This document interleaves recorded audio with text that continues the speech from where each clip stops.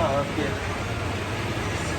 Baik, halo semuanya, selamat sore, selamat datang di podcast kelompok kami.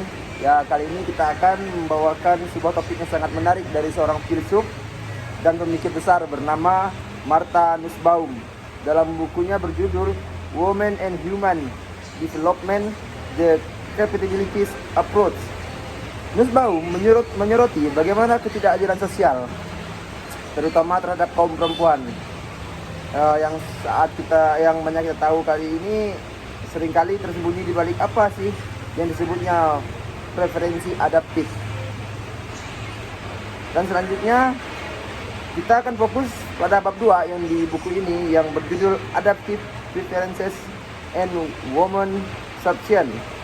Melalui bab ini, Nussbaum mengajak kita untuk berpikir ulang, apakah seorang yang merasa puas dengan hidupnya pasti benar-benar sejahtera?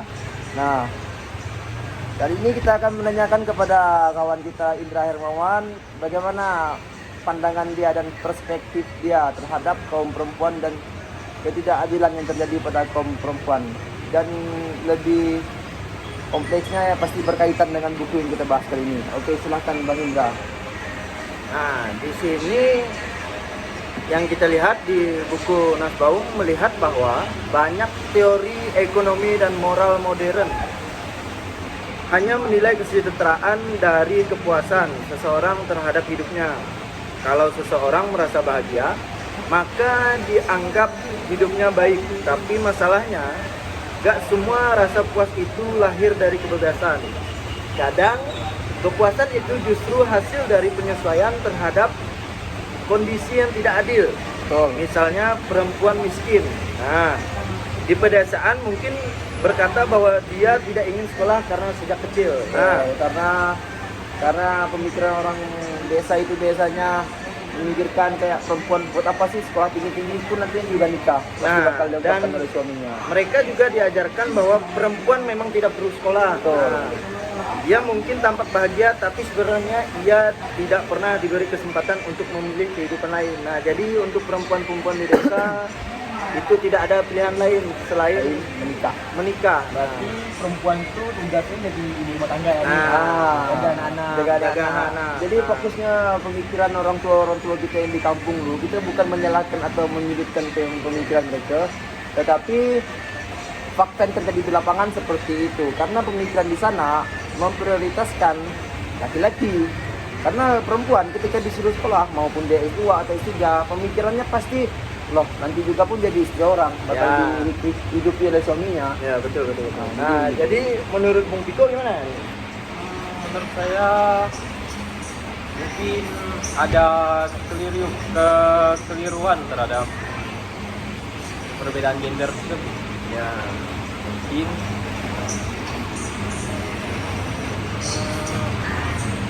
ini yang disebut preferensi adaptif. Preferensi adaptif terjadi ketika seseorang menyesuaikan keinginannya dengan keadaan yang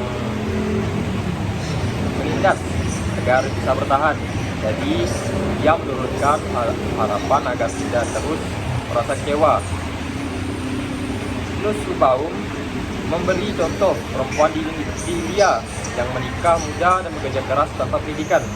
Ketika ditanya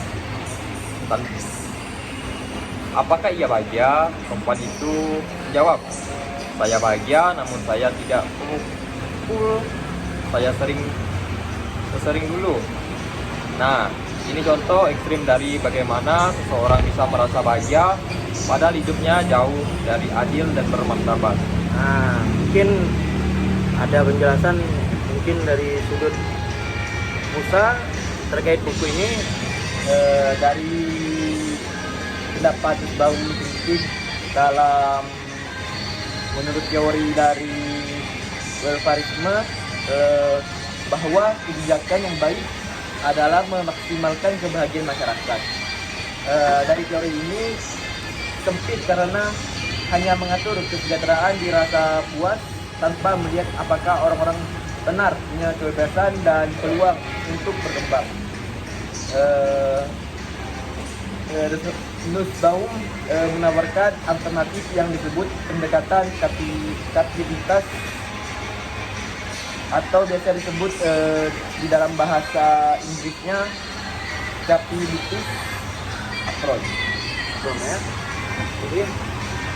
Jadi ya kalau kita menarik kesimpulan dari buku yang kita bahas kali ini, kalau dari saya pribadi mengatakan kalau perempuan di buku ini dikatakan tidak memiliki kebebasan.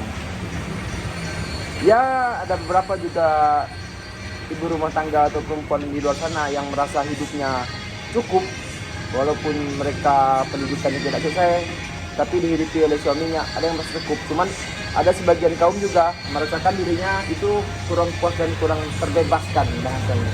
Karena yang kita tahu, pemikiran orang-orang tua zaman dahulu itu hanya memikirkan orang kalau anak perempuan ya udah pasti bakal dinafkahi oleh suaminya, jadi nggak perlu sekolah tinggi-tinggi. Malahan saya pernah dapat kabar dari keluarga saya di kampung, dan kebetulan kampung saya itu di Jangkang. Nah, jadi di sana itu ada beberapa anak-anak perempuan itu ada yang tamat SMP nikah, dan hanya ada beberapa bagian yang mau melanjutkan sekolah tua. Jadi kalau menurut saya pribadi, ya saya bisa menarik kesimpulan bahwa perempuan ini tidak memiliki kebebasan. Mereka hanya fokus satu titik dengan apa yang bahasa Tuhan kasihkan dia. Kalau mereka jadi perempuan, udah perempuan hidup oleh laki-laki. Mungkin itu yang dapat kelompok kami sampaikan. Mungkin ada tambahan dari kawan-kawan. Nah, tadi benar juga kata Bang Ade.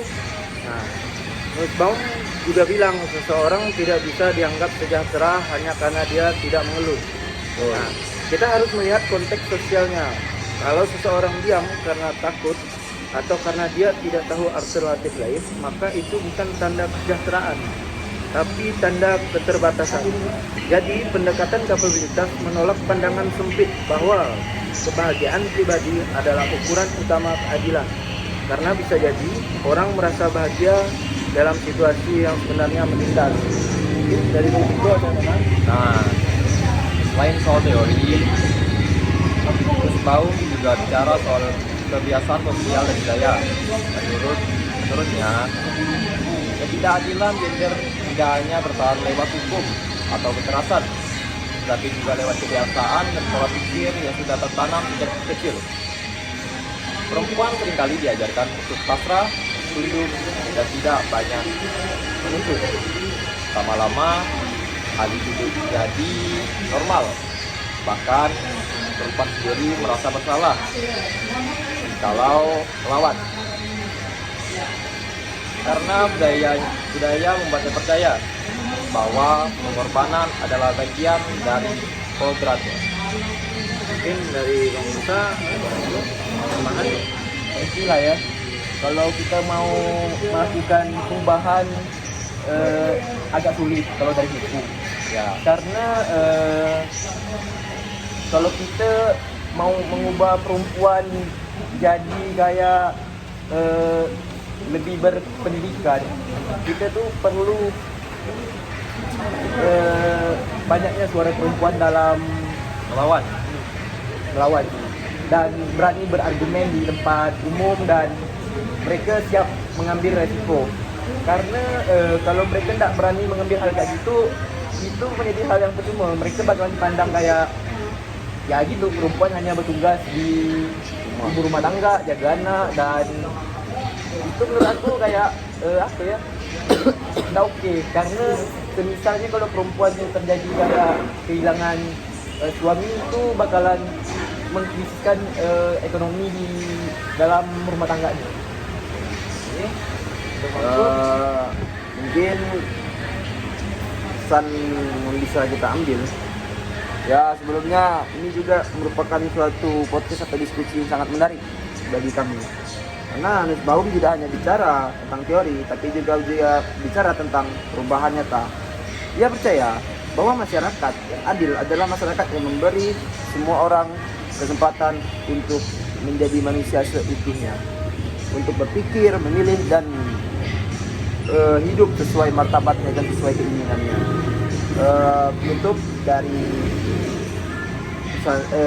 diskusi kita pada sore hari ini bahwa kebahagiaan sejati bukan tentang kepuasan dalam penderitaan, tapi tentang kebebasan untuk memilih dan berkembang. Mungkin itu saja diskusi atau podcast kita pada sore hari ini. Kurang dan lebihnya kami mohon maaf. Sekali lagi kami ucapkan terima kasih. Wabillahi taufiq wal hidayah. Assalamualaikum warahmatullahi wabarakatuh. Kalau itu bisa dikap tuh. Aku setuju gue masalah itu.